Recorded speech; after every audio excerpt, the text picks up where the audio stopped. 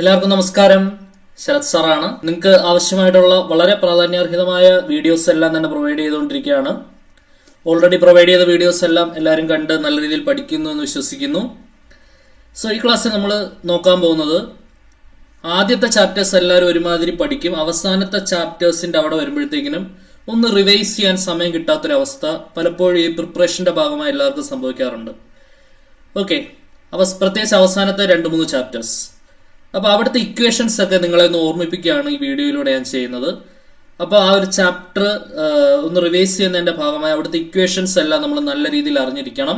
അപ്പോൾ ഈ ഒരു വീഡിയോയിലൂടെ നിങ്ങൾക്ക് പ്രോബബിലിറ്റിയിൽ അറിഞ്ഞിരിക്കേണ്ട ഇക്വേഷൻസും 3Dയിൽ അറിഞ്ഞിരിക്കേണ്ട ഇക്വേഷൻസും വെക്ടേഴ്സിൽ അറിഞ്ഞിരിക്കേണ്ട ഇക്വേഷൻസും പൂർണ്ണമായിട്ട് നിങ്ങൾക്ക് കിട്ടാൻ പോവാണ്.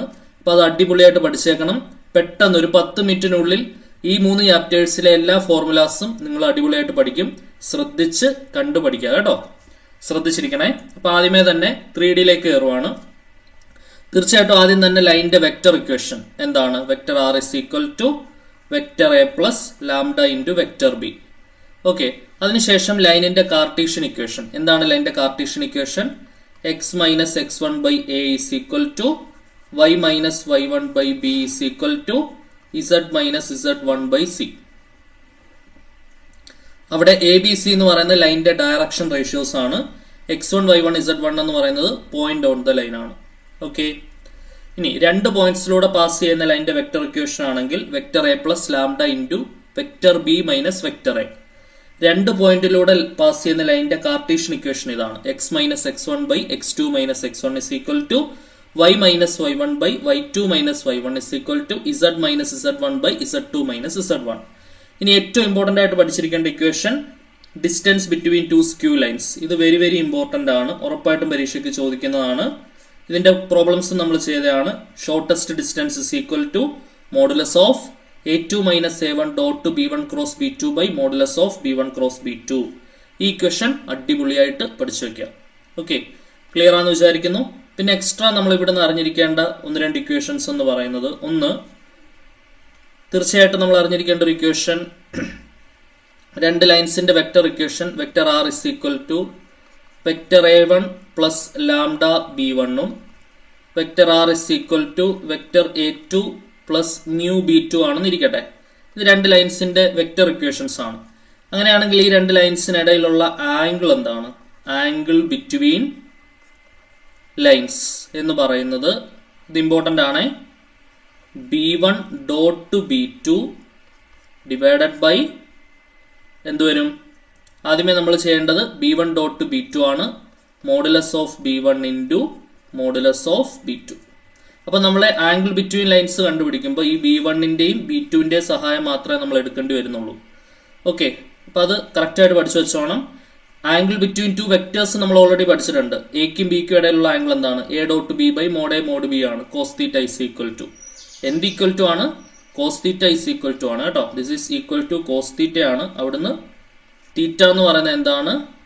Cos inverse b1 dot b2 divided by modulus of b1 modulus of b2. ഇതാണ് നമ്മൾ ആംഗിൾ ബിറ്റ്വീൻ 2 ലൈൻസ് കണ്ടുപിടിക്കാൻ ഉപയോഗിക്കുന്ന equation. It's A very very important equation. Must ആയിട്ട് പഠിച്ചു വെക്കണം കേട്ടോ, ആംഗിൾ ബിറ്റ്വീൻ 2 ലൈൻസ്. ക്ലിയർ ആണെന്ന് വിചാരിക്കുന്നു. അപ്പൊ ഇവിടുന്ന് ഒരു ചോദ്യം മേ ബി നമുക്ക് പ്രതീക്ഷിക്കാം. അല്ലാന്നുണ്ടെങ്കിൽ നമ്മൾ വളരെയധികം 100% പ്രഡിക്റ്റബിൾ വെക്കുന്നത് ഷോർട്ടസ്റ്റ് ഡിസ്റ്റൻസ് തന്നെയാണ്. Shortest distance is equal to എന്താണ്? a2 minus a1 dot b1 cross b2 by modulus of b1 cross b2. Clear ആണെന്ന് വിചാരിക്കുന്നു. ഇനി നമ്മൾ തീർച്ചയായിട്ടും അറിഞ്ഞിരിക്കേണ്ടതായിട്ടുള്ള ഒരു ഇക്വേഷൻ നോക്കാം. ഡയറക്ഷൻ കൊസൈൻസ് ആണ്, ശ്രദ്ധിച്ചിരിക്കണേ. If alpha beta and gamma are the angles made by the line, angles made by the line with x, y and z axis. ഒരു ലൈൻ എക്സ് വൈ ഇസഡ് ആക്സിസുമായിട്ട് ഉണ്ടാക്കുന്ന ആംഗിൾ ആണ് alpha beta gamma എങ്കിൽ l is equal to cos alpha, m is equal to cos beta, n is equal to cos gamma. ഇതിനെ വിളിക്കുന്ന പേരാണ് direction cosines. എന്താണ്? Direction cosines. DCs എന്ന് വിളിക്കും, ഡയറക്ഷൻ കൊസൈൻസ്. അടിപൊളിയായിട്ട് പഠിച്ചു വെക്കുക. ഈ ഡയറക്ഷൻ കൊസൈൻസ് തമ്മിലുള്ള റിലേഷൻ കണക്റ്റിംഗ് ഡയറക്ഷൻ കൊസൈൻ എന്ന് പറയുന്നത് L² plus M² plus N² equal to 1 ആണ്. ഓക്കെ. ഇനി എയും ബിയും സിയും ഡയറക്ഷൻ റേഷ്യോസ് ആണെങ്കിൽ ഡയറക്ഷൻ റേഷ്യോസും ഡയറക്ഷൻ കൊസൈൻസും തമ്മിൽ എങ്ങനെ കണക്ട് ചെയ്യാൻ നോക്കാം. അവിടെ L എന്ന് പറയുന്നത് a/√A² plus B² plus C² ആണ്. M എന്ന് പറയുന്നത് b/√A² plus B² plus C² ആണ്. N എന്ന് പറയുന്നത് c/√A² plus B² plus C² ആണ്. ഇതാണ് LMN-ഉം ABC-യും തമ്മിലുള്ള ഡയറക്ഷൻ റേഷ്യോസും ഡയറക്ഷൻ കൊസൈൻസും തമ്മിൽ കണക്ട് ചെയ്യുന്ന റിലേഷൻ. പല രീതിയിൽ ചോദ്യങ്ങൾ ചോദിക്കാം.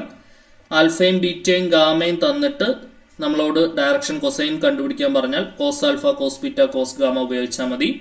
പിന്നെ ഡയറക്ഷൻ റേഷ്യോസ് ആയിട്ടുള്ള എയും ബിയും സിയും തന്നിട്ട് നമ്മളോട് LMN ചോദിക്കുകയാണെങ്കിൽ ഈ ഇക്വേഷൻസ് ഉപയോഗിക്കാം. a/√A² plus B² plus C², b/√A² plus B² plus C², c/√A² plus B² plus C².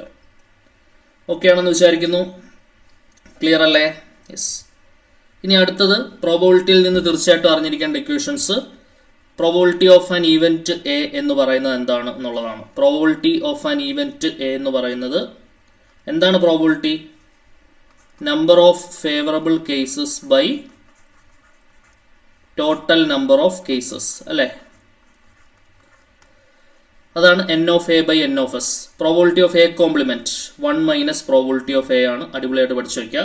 Probability of A or B എന്ന് പറഞ്ഞാൽ probability of A union B, that is probability of A plus probability of B minus probability of A intersection b. And എന്ന് പറഞ്ഞാൽ intersection. Probability of A intersection b എന്ന് പറഞ്ഞാൽ മുകളിലത്തെ ഇക്വേഷനിൽ തന്നെ ഉണ്ടാക്കിയെടുക്കാം. Probability of A plus probability of B minus probability of A union b. Probability of A and not b, a intersection B complement എന്ന് പറയും. അതാണ് probability of a minus b. Probability of a minus b എന്ന് പറഞ്ഞാൽ probability of a minus probability of A intersection b ആണ്.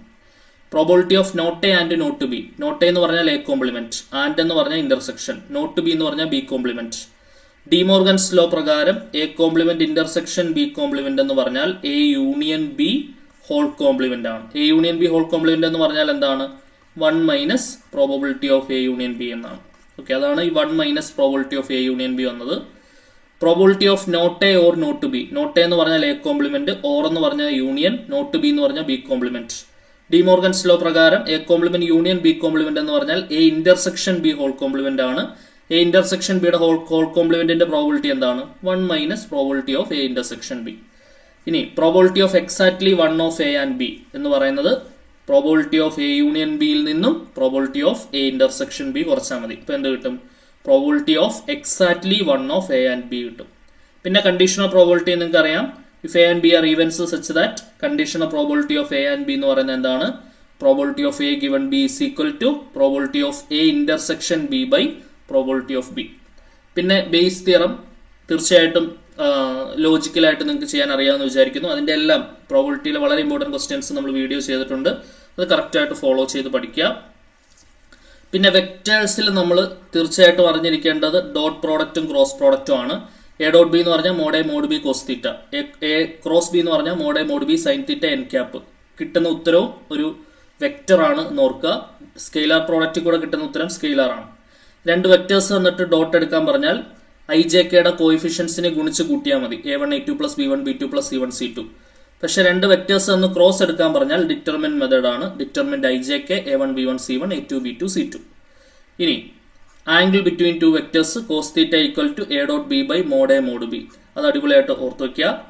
Modulus of a cross b എന്ന് പറഞ്ഞാൽ mod a mod b sine തീറ്റയാണ്. N ക്യാപ്പിന്റെ മോഡുലസ് 1 ആയിട്ട് പോകും. Okay, ഇനി ഐ ഡോട്ട് ഐയും ജെ ഡോട്ട് ജെയും കെ ഡോട്ട് കെയും 1 ആണ്. ഐ ഡോട്ട് ജെയും ജെ ഡോട്ട് കെയും കെ ഡോട്ട് ഐയും 0 ആണ്.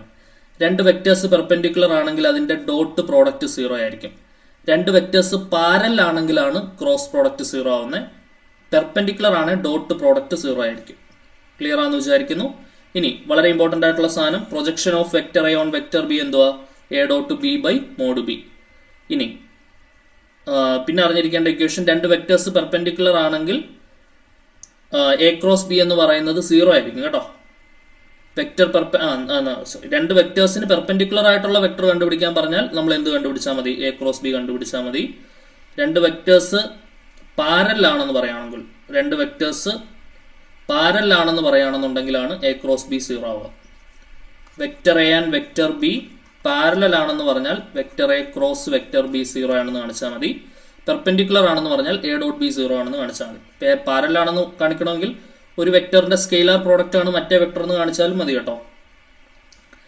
പിന്നെ unit vector perpendicular to a and b സ്ഥിരം ചോദിക്കുന്ന ക്വസ്റ്റ്യനാ. എ ക്രോസ് ബിനെ അതിന്റെ മോഡുലസ് കൊണ്ട് ഹരിച്ചാൽ മതി. പിന്നെ നിങ്ങൾക്ക് എല്ലാവർക്കും സുപരിചിതം area of parallelogram modulus of a cross b, area of triangle half into modulus of a cross b. Okay, അപ്പോൾ ഈ ഇക്വേഷൻസ് ഒക്കെയാണ് പ്രധാനമായിട്ടും വെക്ടർ ഓൾജിബ്രയിൽ പഠിക്കാനുള്ളത്. സ്കെയിലാറുമായിട്ട് ബന്ധപ്പെട്ട് പഠിക്കേണ്ട ഇക്വേഷൻസും ക്രോസുമായിട്ട് ബന്ധപ്പെട്ട് പഠിക്കേണ്ട ഇക്വേഷൻസിലൂടെ നമ്മൾ കടന്നുപോയി. ഓക്കെ, അപ്പോൾ ഈ ഇക്വേഷൻസ് ഒക്കെ നല്ല രീതിയിൽ റിവൈസ് ചെയ്തിട്ട് പോവുക. എക്സാമിന് പോകുമ്പോൾ ഉറപ്പായിട്ടും എല്ലാവർക്കും ഉയർന്ന മാർഗ്ഗം നേടാൻ കഴിയട്ടെ എന്ന് പ്രാർത്ഥിച്ചുകൊണ്ട് നിർത്തുന്നു. വീണ്ടും കാണാം. Until then tata bye bye, see U.